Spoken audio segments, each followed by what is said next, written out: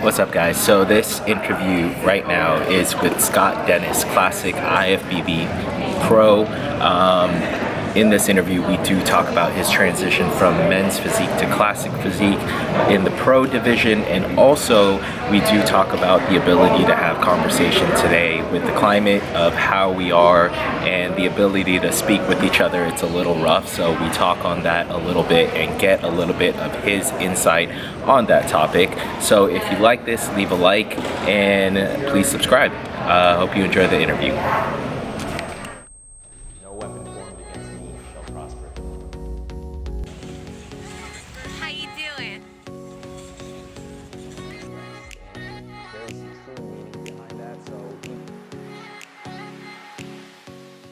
So, all right, everyone, welcome to the second episode of For Me Against Me. And today I am excited to invite my guest, Scott Dennis, IFBB Men's Classic Physique Pro. And I got to get that right, Classic Physique Pro, because I know, man, a men's physique pro athlete. And so, Scott, what's going on, man? what's up, bro? It's so good to be on, bro. I'm so excited for you, man. I'm so glad you're doing this. Yeah. This is huge. This is what we need, bro. Yeah, no, definitely. And you know, the show, like we talked about, it's more than just talking about the sport itself, but you know, I'm in this show, I'm going to have other guests from different areas of expertise and their professional lives, and it's going to be more than bodybuilding, but it's always good to get the insight, especially the people that follow us. It's good to get an insight in terms of what we think about culture, what goes around in the world today. And so, of course, like I said, we're going to start off by talking about the sport. But, you know, on this show, we're going to go beyond that and get a little bit of your thoughts. So it's not more so of a debate show, but just to get a really introductory thought of what other people are thinking about and how they perceive things that are going on in the world today. And I think you and I are fairly similar in terms of how we view things. In my mind, I like to call it common sense. Not common sense, not just common sense, but like if we're talking politics, common sense politics, just to, you know, like this seems like, you know, this should go this way because it benefits people this way. And, you know, we have logical steps of thinking. And so, but, you know, first off, like I said, welcome to the show. Let's talk about, you know, just what's going on in your world today. I mean, are you prepping for another show? What are you doing right now? So obviously I made my transition last year to classic. Yeah. Which, so right now it's just straight off season. Like I made my transition last year. I was planning, last year was supposed to be my last year in men's physique. So, but obviously we had, you know, COVID happen and all the shows got canceled. So the season was just a mess. I was about 6 weeks out from the first show that got canceled, and it obviously got canceled. Then it started more shows got canceled. So I was in a limbo, you know, and I was like, this sucks. Yeah. And I was like so excited, man, because I was 6 weeks out. Physically, I was probably like 3 weeks out, man. I was looking at myself and I'm like, this is going to be a good year, man. I'm really excited. Yeah. And you know how it is, man. Like this is like, we don't do this just, we love this shit, you know? Yeah. So to have everything, the gym started getting taken away, shows getting taken away, it sucks. Yeah. So, you know, we were like in between. We didn't know what was going on. I knew there wasn't going to be a lot of men's physique shows on the schedule. I knew there was going to be Tampa. I knew Andre was doing Tampa. And I'm like, I probably have one chance to go to the Olympia. Andre's doing Tampa. I'm like, nah. I'm like, I'm good. It didn't make sense. You know what I'm saying? Yeah. And I was like, this is time for me to move up. Yeah. So, you know, my coach and I, he was like, take some videos, take some pictures of yourself hitting some bodybuilding poses. Uh-huh. So I, you know, I sent him some pictures, a video of me hitting bodybuilding poses. And I had no idea what I was doing, bro. Yeah. If you look at the video, it's like my posing is so bad. It's like and we sent it to him and he's like, dude, I think you're ready to just move up. Yeah. So, you know, I took a few days to think about it because it was a really hard decision because I've had a really successful men's physique career. So leaving something that I'm successful in to go into something that I have no idea how I'm going to do And I knew physically right there that I wasn't in a place to really be like do well in classic. Yeah. I knew I needed more time, but I also knew that the season was kind of a waste anyway. And I've been prepping since, January. And this was, Sheesh. wow, yeah. We started January 1st. I always hit early shows. So I've been Yeah. prepping for a long time. And I was like, all right, there's no point in wasting this. I actually called Ricky Moten, who's another men's physique guy. He moved up the classic and he's killing it, but he's actually moved to 212 now. I called him and I'm like, Ricky, I need some advice, bro. Like, because I was thinking, do I want to just bag it and say I'm done? I'm just gonna, go into an off season and get big enough to do classic, or I could do Tampa and just get my feet wet. And then he's like, dude, I think you should do Tampa. You're gonna learn a lot. You might not be ready for it right now, but like what you're gonna learn in that process is so worth it. Yeah.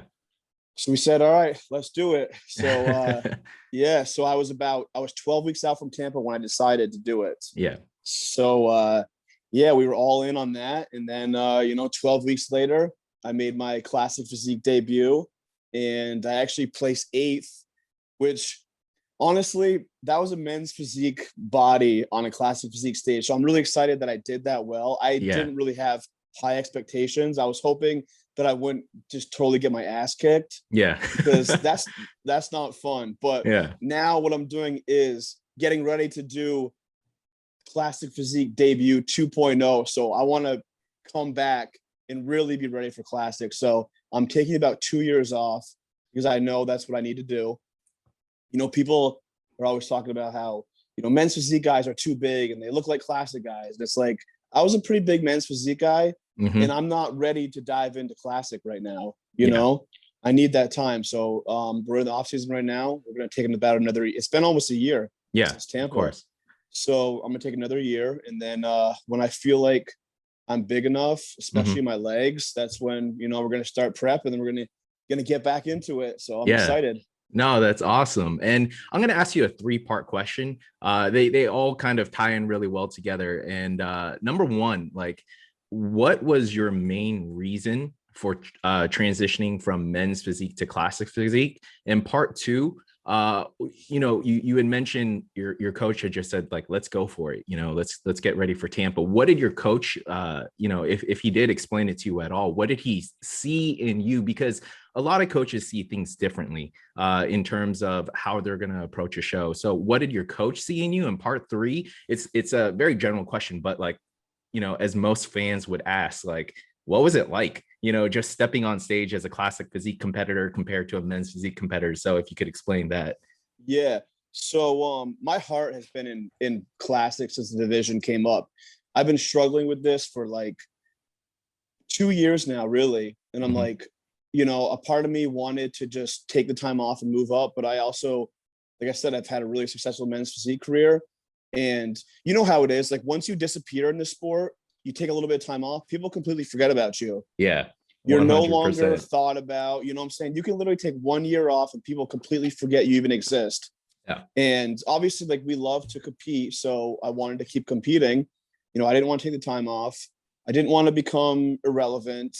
So I struggled with that. And that's why, this year with our last year with, COVID, the shows getting canceled, it kind of just like was a perfect transition to finally just do it. Yeah. And real quick before you do go on, and I do want to highlight that because to a lot of people, like especially amateurs, they don't understand that. Like once you become a pro and, you being an Olympian, competing in Mr. Olympia, your career taking off at that point, people don't understand. Like once you take a little bit of time off, you legitimately become irrelevant unless you're a name that has, gone to the Olympia, which is why I felt comfortable last year taking the year off. Like I've been to 5 Olympias in a row and, I've placed top 10 2 times and I've won overall championships. And so that's why I felt comfortable. But if you're taking off and you're still like, you're relevant, but you're still building that name up for yourself.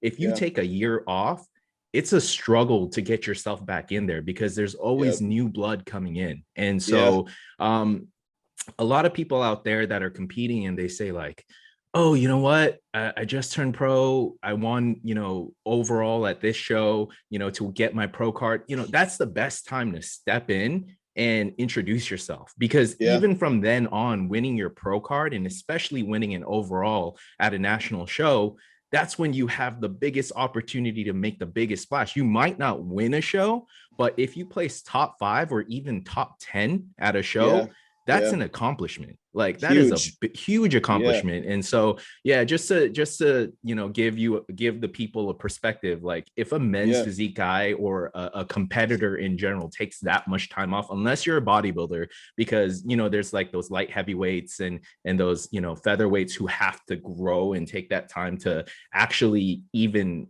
be considered for anything within the 212 or the open division. They have to take that time. But yeah, Yeah. no, so And yeah. well, just getting back into that, like you're a perfect example of that. I mean, you're gonna come back and you're gonna be just fine. But like look at Jeremy Potvin. He took a year off and people like completely counted him out. They're like, weren't even talking about him. And then he comes back and then he places top 5 at the Olympia this year. Yeah. But he had a lot of people, doubting what he Yeah. was gonna do. Yeah. And yeah, so I mean that's definitely Well, that's a thing. with Jeremy though, I'll say it's just, I think people were talking just to talk on him too at the same time too, because he has the resume. Of And course. us Yeah. personally knowing Jeremy, we're like, yeah, he's gonna do well. Like Well, it wasn't us. It wasn't yeah, we all knew that he was going to come back, you know what I'm yeah, saying? It's the and granted their opinions don't matter anyway. yeah, It's the fans that want to talk shit, yeah, that they always have something to say. It's those guys that don't understand. Like we all know, like we know you're going to come back and you're going to kick ass. We knew Potvin was going to come back and kick ass. yeah, It's just we live in an Instagram world where everybody has an opinion and they all think they're right. And yeah, really, at the end of the day, most of these people on these men's physique pages, they don't know shit. yeah. It's like right when they see something, they just want to throw up some information on there that they just think of right on the spot. Yeah, Nothing's critically thought out or, or anything like that. they're judges, they're experts. They know better than judges too. It's Yeah, crazy. yeah, exactly. So yeah, no, what did your coach see in you immediately to just say like, hey, let's go for it, let's try Yeah. it? Honest that he was my first coach in men's physique back in 2014, and he's been trying to talk me into getting into bodybuilding before Classic when I first started in 2014. Granted, I was tiny back then, but I always had like round muscle, just like a different look. I always thought I was kind of like a hybrid men's physique guy, but he's been kind of pushing me towards bodybuilding since 2014 when I first started before Classic. Yeah. So, and honestly, like I left him and worked with a couple other coaches, and I came back to him. And the reason why I came back to him in the first place is because I knew my best chance of moving up the Classic and being successful was working with him. And I knew that's where he would push me to do as well. Like if you see my physique, like I like to think at least, I mean, I have like, the round muscle bellies. I have a different look, you know what I'm saying? It's not really, especially now that I'm bigger, it's not really the men's physique look, I don't think. And, that's kind of where he was at too. He's like, dude, you're big enough, man. Like, look at, like, I've always hit like, the side chest, the most muscular while I was getting ready for men's physique shows. He was like, dude, we got to get those legs up, man, and move up. So that's kind of like, where that came from. Yeah. And it's true too. It's just when you look at someone's physique, it's not that they look bad. It's just like you were built for a different division. Some people just you can tell by looking at them. And you definitely, your mindset too. You're like you said, you're a fan of bodybuilding in general. And ever since I met you, like I remember like when Classic wasn't even around, like couple guys that stood out to me, especially the way they talked about the sport, you and Arash. Arash, in the very beginning, before Classic Physique was even a thought, like it wasn't even around to even being talked about becoming a division.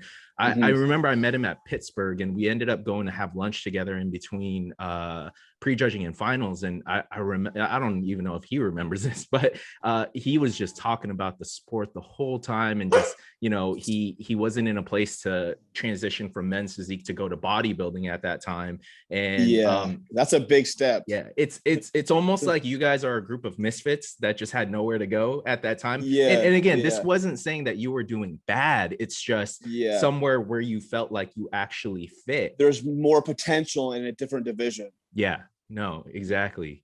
I mean, he's been great to follow. You know, like what he did was awesome. And extremely knowledgeable guy too. So yeah. So how was it? Like it's a general like fan type of question everyone always asks, but I mean, to transition from men's physique to go to classic physique, to hit those poses, to really be on the artistic side of things as you pose, because you know, one thing I'm coming to learn a lot more about classic physique, comparing it to bodybuilding, because everyone's just like, classic physique is a smaller version of bodybuilding. Like, that is not the way to think about it. In my mind, when I think of classic physique, the first thing that comes to my head is old school bodybuilding. Like, and what old school bodybuilding had was it felt like art, and in terms of presenting yourself. So how was that, you know, just stepping on stage at Tampa and you know, being able to display your physique in a different way that you've never done it before? Yeah,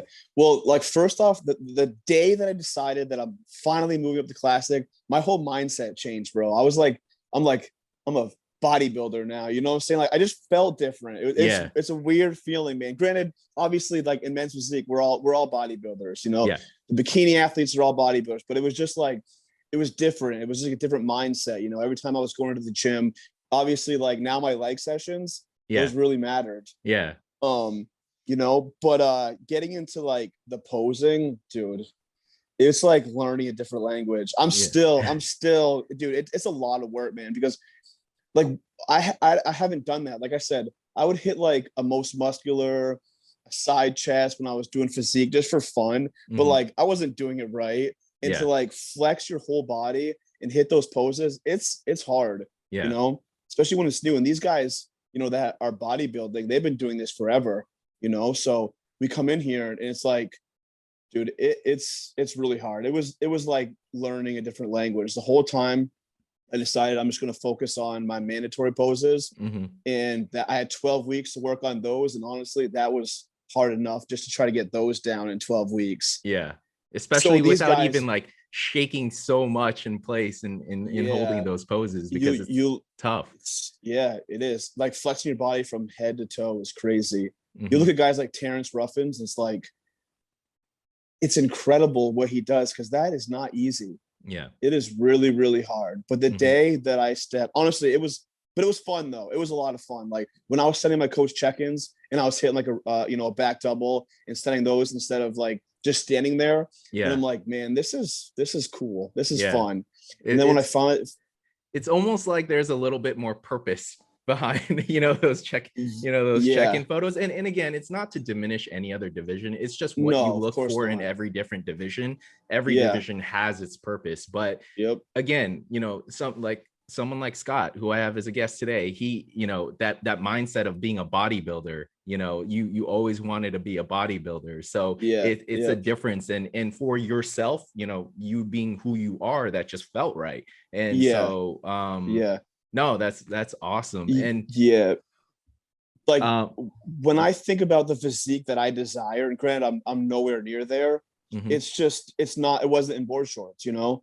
It was in classic physique trunks, not in bodybuilding trunks, because I'm never going to be 240 pounds. You know what I'm saying?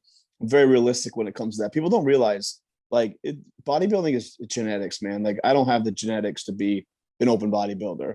But I think I have the genetics to be a good classic bodybuilder, you know? So when I think about my desired physique, if I try to visualize it right now, it's in classic physique trunks. Yeah.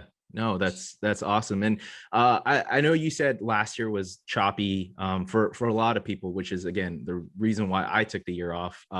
You know, I was my last episode, which is actually going to air as we shoot this today. When I was talking with Luck about it, he was telling me how he had different connects, so he had to go to different gyms. And I was watching some of his old past interviews. That's when he went to the Virgin Islands, to train out there. What was it like for you? Because especially in the year of transitioning, that's got to be tough, because you're focusing on, obviously you can't just have some home setup. You have to have a gym where you can really train your legs, hit different muscle groups and hit them in different angles. And so what was it like? I mean, I know you live in Massachusetts, so it, like California where I live, the East Coast over there in Massachusetts, I know you guys had some of the strictest lockdown policies too, just being close to New York.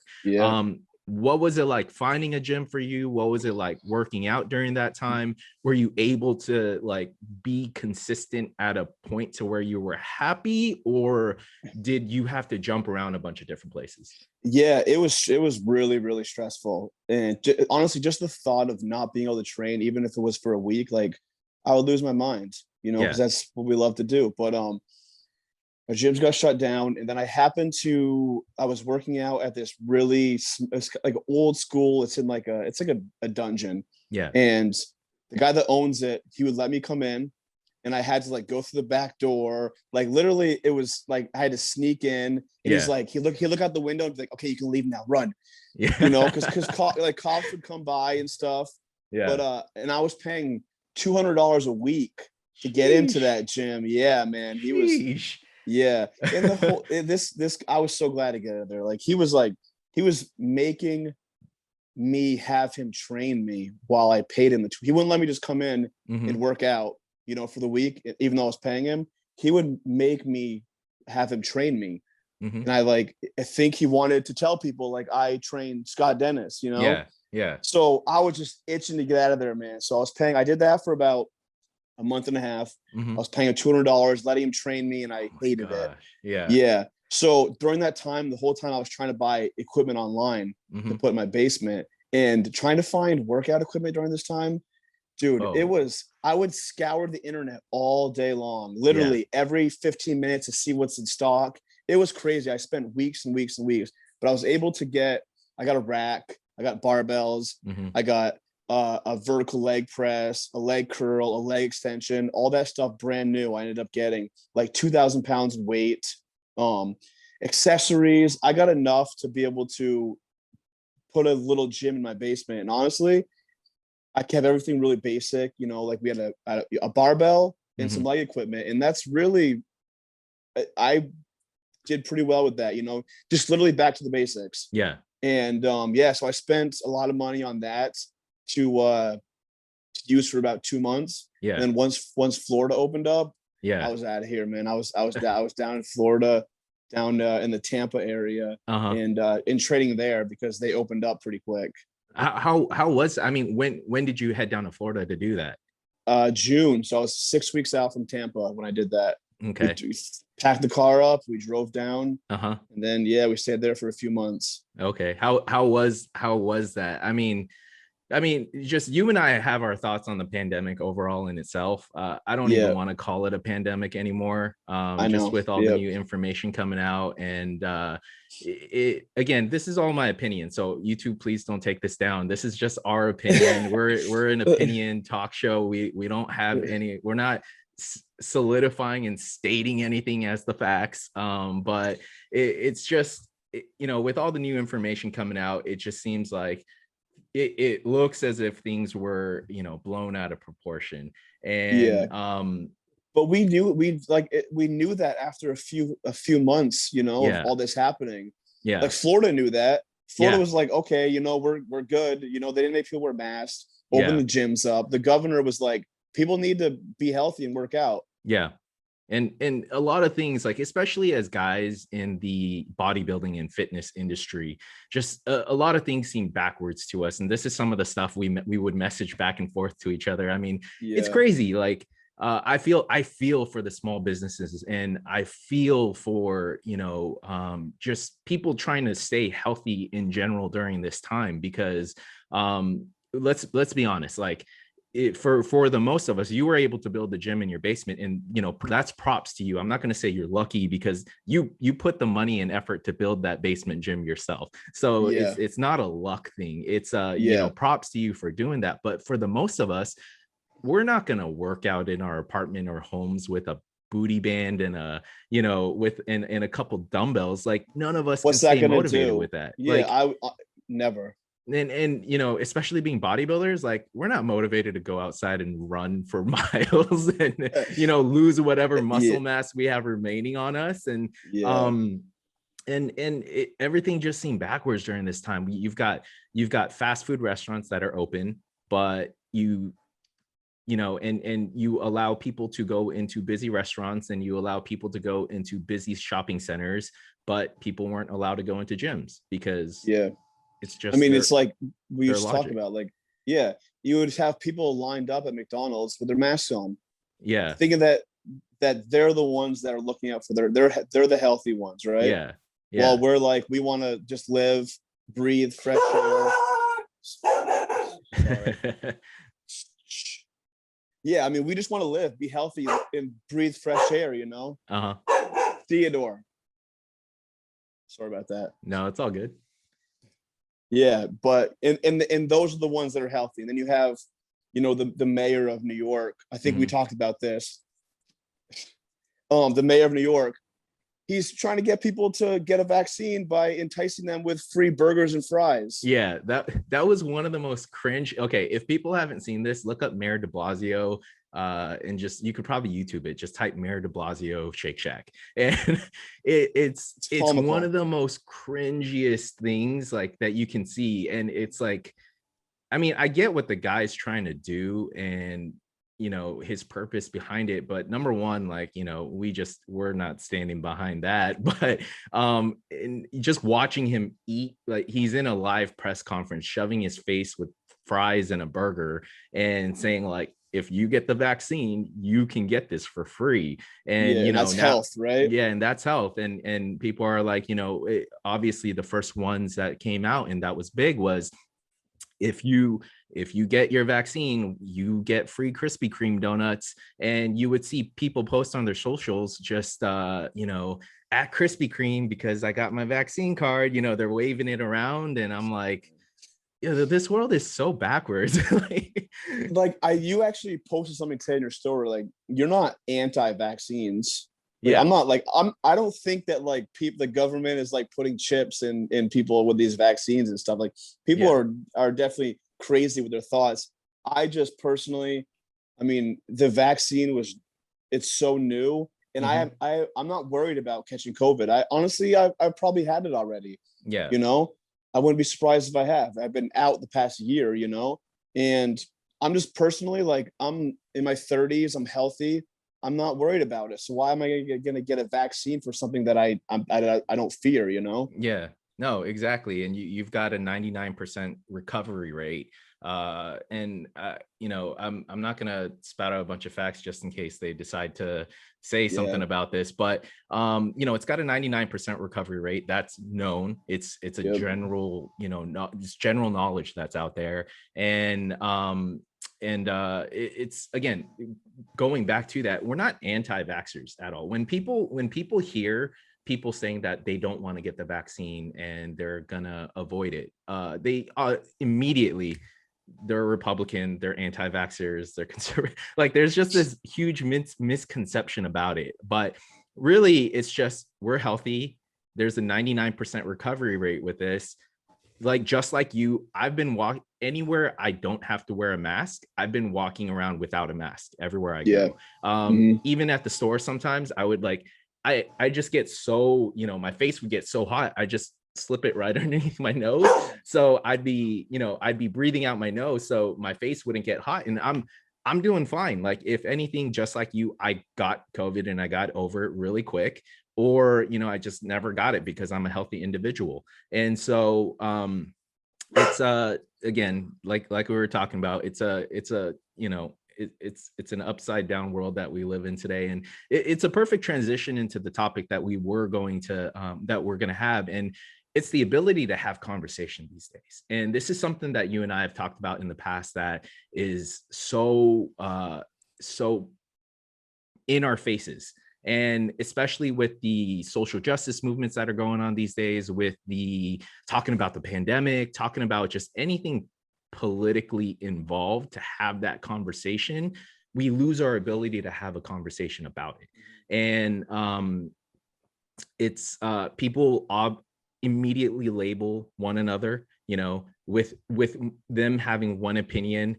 They immediately put up a wall and say, you're this, you're that. And so what are your, just really quickly, what are your basic thoughts about it? Did you have any personal experiences with it so far, which I'm sure you've had, because we talked about it, but just to share and explain it a little more. Well, I mean, look, like on Instagram, I won't even post political stuff on Instagram anymore, because not because I'm worried about what people are going to say to me, but I'm worried about, like, Instagram is my business, like unfortunately I would love to be able to boycott Instagram, but like I need it for my coaching business, and what we do. But unfortunately, you can't have an opinion on Instagram that differs from their opinion without getting repercussions for it, Yeah. So I've totally just, and I'm really actually I'm good for you for, like, I know you're keeping up with it still. I know you're like, I don't care. Yeah. I'm sticking with what I believe, and I think that's awesome. But like me, I'm like, all right. So I unfollowed everybody that I knew Instagram didn't like. I just totally stopped posting anything political. I'll have days where I'm like, oh my God, like I can't not say something. Yeah. It drives me nuts, bro. Yeah. But like, I'm like, I gotta just stop. I mean, just that, like you said, you gotta be careful what we say on here, because you don't know if it's gonna get deleted because we have a different opinion than, what their opinion, which is absolutely, it's crazy. Mm-hmm. I posted a picture of me hitting a front double bicep, a bodybuilding picture, in front of an American flag, and I was deemed racist because Really? Yeah, bro, the comments that I got was incredible. Yeah. And I honestly, I kind of I'm not gonna lie, I did this as a test because I knew it was gonna happen. I said, I'm gonna post this on purpose, because this is at the time where, like, people were burning American flags. Like, American flags were like the definition of racism, and to these people. And I'm like, I'm gonna post this picture of me. It's a bodybuilding picture in front of the American flag, and I guarantee you, I'm gonna catch shit for it. Yeah. I had tons of comments, people telling me that I'm privileged, that I'm racist, that I'm a piece of shit, this and that. It's unbelievable. Yeah, no, this is it's a crazy time that we live in. And one thing I'm sure you and I can agree on is that we don't care if we have difference in opinions, as long as we accept each other for having difference in opinions. And 100%. that's what this nation is founded on. We don't just need a diversity of people, we need a diversity of thought. If we all become a drone that follows one set of thoughts, like what kind of a boring place is that? And even at the same time, one of the biggest points that are being made and pushed these days, mostly from the right, but it's saying that, back in the day, everyone used to be anti-government, rock and roll. Punk rock was all about like anti-government, anti-establishment, anti-system. And that was the rebels. They were the rebels. They were the cool ones. How is it that the conservatives and the Republicans are the ones that, came out to be the anti-establishment, anti-government? And if, just to put that in perspective, if you're following everything the mainstream media, social, all the social media outlets, what the government, big corporations are, what they're all saying, do you think that you're in the side that is, in a sense, having the freedom of thought? When all these people have the same narrative, you're following that narrative. Like, do you really think that they care about you so much that they're pushing all these things, or do they have their own agenda behind it? Of course they do. The fact that you can take the president of the United States off of a social media platform, and people don't think that that's crazy. Yeah. It's insane. Yeah. No, it's like absolutely insane. And it's like, I just don't think like, okay, it's done. Like that happened. But I think what people don't understand, like people are happy, yeah, keep Trump off of, Twitter, kick him off YouTube. Anytime his face shows up, kick it off. But like that's one thing. Like, but people don't understand the precedent that is setting for the future. So if they Exactly. could do that to the president of the United States, what can they do to us in the future? Like, what Yeah, can they say that we can say or can't do in the future? And because they're controlling all these different outlets, like what's going to happen there? And so and again, it's not just the fact that they kick Trump off. It's just the president that they're setting. And so we don't know what's in store for the future because we allowed this to happen. And one of the things that I did want to talk about too, it's just, again, it pertains to the ability to have a conversation. Obviously right now everything is politicized, everything is left versus right, but a lot of times I think people have a misconception of each other. So when Democrats say they're Democrats, a lot of the far right wing people say they're libtards, they're liberals, and they're stupid. And when Democrats hear that they're Republicans, they'll say, oh, they're what was it, QAnon, and they're absolutely, and they're a bunch of racists, and they're a bunch of Trumpers, and all they do is follow everything he says. And I think people have, like, it's just built up so much within the media these days that where we just are programmed to hate each other or just to think of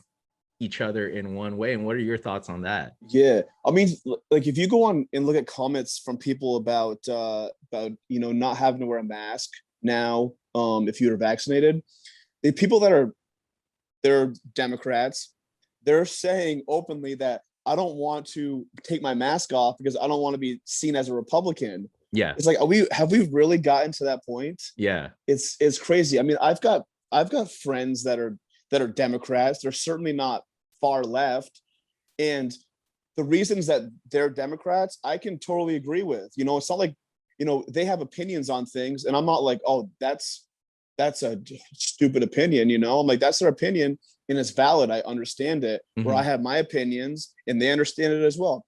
That's what happens when you have rational people that can understand that you can have two different opinions, but they can both make sense, right? Yeah, no, exactly. But It's a trade-off on things. It's like everything isn't black and white. It's just one way leans a little bit more towards, favoring one thing over the other. That's all that is. But the problem is now there's just so many people that it's like, I'm far left and I'm far right, and there's nothing in between, Mm-hmm. and they can't have different opinions. Yeah, no, It's crazy. exactly. And again, it's the misconception of things. So I think a lot of people, so I'll take my own personal stance on things and explain what conservatism means to me. And so it basically means freedom in the Constitution. When I say I'm conservative, I mean, of course, some of the general conservative values. I was raised in people are going to hate on me for saying this, because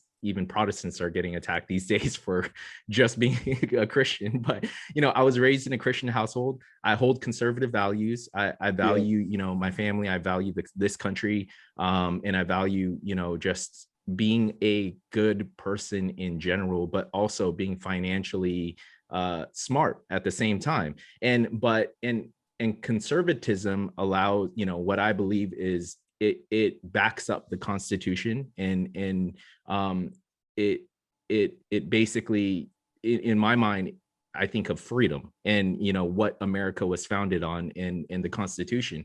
And so that's what that means to me. And I think a lot of people, again, that misconception. Yeah. People, if you say you're conservative, they just think you're they like, it's just anything right. People think of Trump, and anything left, they think of like, Antifa or like there can't be any in between. Yeah, there's no in between. And this is honestly a reason why a lot of Democrats have been kind of leaning towards, they're still center left, but they vote more center right, as if they were center right, because a lot of people on the left, they might not be the majority, but they have some of the loudest voices. And you know, the radical ideas that are being pushed, such as, you know, like critical race theory, you know, the whole idea of equity over equality, and just wanting to burn down the idea of capitalism and everything that we're founded on. If you have an iPhone, you can't complain about capitalism. If you have a Samsung, you Go to can't complain about Starbucks. capitalism. Yeah, no, exactly.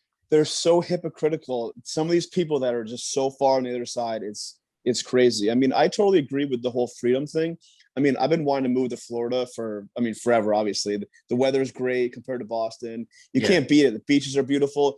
But like with everything that's happened this year, that was my push to come down here, because Florida, I think, Florida is America, in my opinion. Like, it's just freedom, you Yeah. know, like you can have your opinions, but like you have the freedom to have that opinion. You have the freedom to wear a mask. You have a freedom to not wear a mask, you know? Yeah. It's the ability to do what you want as long as it's not hurting anybody. Yeah. Yeah. No, exactly. And again, just kind of reeling it back in, but going back to the topic of the ability to have conversation. Now, this has been something that's just in general very tough these days, and I'm sure a lot of people have been dealing with this, or even if they haven't been dealing with it, they've been afraid to say what they wanted to say because they don't want to deal with it. And a lot of people keep their mouth shut. And we discussed this yesterday before today's show. Like we talked about that Joe Rogan podcast where, you know, a lot of mainstream media and people on the left are coming for him for saying it's getting to the point where if you're a straight white male, what you say absolutely won't matter anymore. And again, me bringing this up isn't me saying I think that everyone on the left thinks this, but just again, this is a narrative that has been pushed for a while now by the institutions of mainstream media and even education. And so it's again, Joe Rogan is a prime example. He was more saying this in the context of, how are we going to make funny comedy movies anymore? How are we going to have like a movie like Superbad or Step Brothers anymore? Because, you know, even a show like The Office, like if that came out today, we would be so offended. There would be so many people that are just so offended it would get canceled. And the sad part is that it's like, it's not even the majority of people that think that those things are offensive. It's still a small group, but it's like, people will just cancel everything for that small group of people that has a problem with it. And that's the biggest problem. Yeah, no, exactly. And it's almost like as if there's a hierarchy that's starting to be built, because I'm sure you see this out there, because it's like, okay, on the hierarchy, you've got straight white male at the bottom of the scale. Then you've got males, you know, that are next. Then you've got gay males, then you've got lesbians, and then you've got, you know, BIPOC lesbians, and then you've got transgender, you know, transgender people, then you got transgender BIPOC. There's almost this hierarchy of who can say what and who can speak down to who. And again, I'm clarifying this isn't the general consensus of what I think everyday Americans think. But this is what is being preached to us by the people who have those platforms and who have those, you know, those higher standings that have the ability to talk to everyone all at once. And people are being influenced. And I think it's more of an effect towards our younger generation than us, who have already kind of grown up and seeing what the world is like. And so it's just, it blows my mind, and it makes me feel like I'm going crazy, which is why I have such a hard time keeping my mouth shut on social media. I told you, I've been earlier on, before, you know, they lifted the shadow banning, I could tell my page was shadow banned. And I think that started when I went to you know, it wasn't it was my first one, but I posted a picture on my Instagram. I was at a Trump rally. And I knew you were going to bring that up, because that's I remember that as soon as that came out and looked at your comments, I was like, oh boy. I left it alone. Like I completely left it alone. I let people just talk amongst each other. But Yeah. what was discouraging at the same time too, it wasn't talking amongst each other. Everyone was bashing each other. And Yeah. whether they were one side or the other, everyone was bashing each other. And I was like, I'm not going to get involved in this. Like my whole purpose was that I support this president. I am at one of his rallies. There is nothing wrong with this. And I'm just sharing what I think, in my personal world, in my personal perspectives, this is where I stand in terms of the election and the president. But people were just bashing each other. And it's funny, I ran into someone at the gym. He was one of my followers. I ran into him, I want to say maybe about like 3 or 4 months ago. And he was just like, man, like, it's so crazy. Like you stay out of everything except for that one post that you made. I was like, what? Like, because I'm not a drama guy. I don't like I don't have beef with anyone in the industry. I don't chase clout. I don't, try and get my name out there by diminishing another individual. I don't do anything like that. I just stay in my own lane. But what a lot of what he said was like, you're why I like, one of the reasons why I like you is because you stay out of drama, you just work hard, this and that. Except for that one post, man, you got so much drama from it. I was like, what post? And then he's like, that picture where you were at the Trump rally. And I was like, what? Like that's considered drama these days? And he was like, yeah, man. And I Right. was just like, it took me a second to just kind of like calculate that in my head and just to grasp the concept of that being considered drama. But that's where we are these days. Like that is considered drama, and that is considered, having a difference in opinion from someone else who disagrees with you is something that is way off the scale. And yeah, it's just that took me a step back. And you're a horrible person. yeah. You're a I'm a horrible horrible person for I'm doing that too. I'm a It's white like unbelievable what supremacist. people think about you. Like that people, bro, and that's the funniest thing about it. But like you could have all these people that love you, think you're a great person, and you are a great person, You've always been respectful. You don't, like you said, you don't get involved in drama. Then all of a sudden you show that you're gonna vote for a different president than them. Then all of a sudden you're not a good person, you're a piece of shit. And they Yeah. don't like you anymore. They're going to follow you. They hate you. They don't respect you, all because you're going to vote for somebody that they're not going to vote for. Yeah. Yeah. No. And it, again, like the things that I was labeled, I can, of course, go through there and I can find plenty more, but all of a sudden I was a racist. Someone, Yep. a lot of people said because my fiance is, they said my fiance is white. So I'm just following her, or I'm a white supremacist. And obviously I'm a white supremacist, but a lot of people do believe, I guess, Asian people are white adjacent because because we're generally successful in this company as an ethnicity. And so it's crazy to see how people are labeling people these days for having a difference in thought. And again, like, Scott and I, our whole purpose of talking about this is not to stir up anything. It's just to take into perspective of how far we've come from where we were. And we want to say it's okay to just have a difference in opinion and have a difference in just believing in something different, and being okay if someone else believes in something else. And so it's crazy to think. And on this topic, do you have any final thoughts on it or anything you want to say?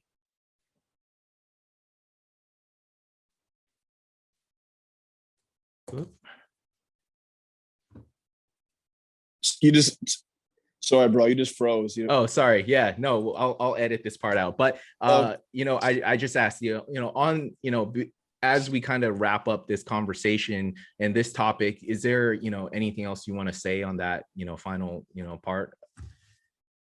People just need to be accepting of other people's opinions, man. It's like there's no reason for us. I mean, honestly, and it's not going down a good road. Unfortunately, I think it's actually going to get worse before it gets better. Mm-hmm.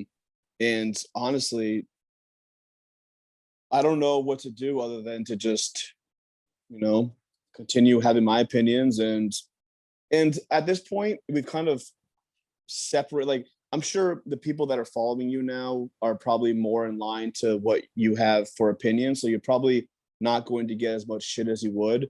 But at this point, what can we do? Like, I'm not going to worry about things that I say or opinions that I have, because I know that, like, my opinions have logic. I know I'm a good person, and if people have a problem with what I have to say, then unfortunately they have a problem, and it is what it is. I'm not going to worry too much about that. Yeah. And a lot of times the opinions that a lot of people have, it's more so where I feel like they need to look inwardly. It's like, take a look at your own life before you look at other people's lives, But and they make sure won't.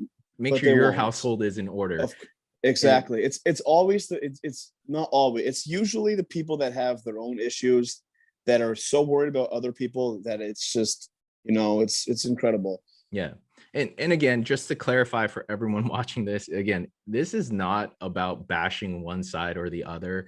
It's just we want to Scott and I eventually, of course, this is something we did talk about. So we just want to get to a point where we can have a difference in opinions and we Yeah. can disagree without having hatred towards each other.